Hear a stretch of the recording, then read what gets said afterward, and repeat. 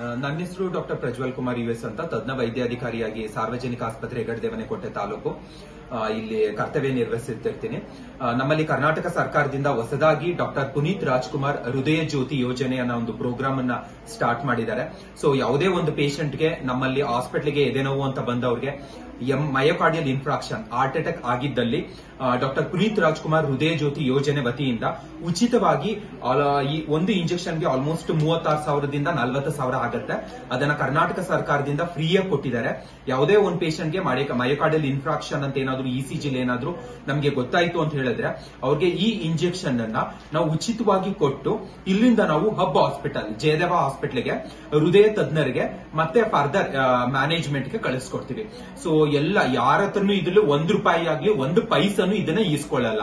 ಇದನ್ನ 36,000ದಿಂದ 40,000 ಆಗುವಂತ ಇಂಜೆಕ್ಷನ್ ಅನ್ನ ನಾವು ಫ್ರೀ ಆಫ್ ಕಾಸ್ಟ್ ಪ್ರತಿಯೊಬ್ಬರಿಗೂ ಕೊಡ್ತೀವಿ.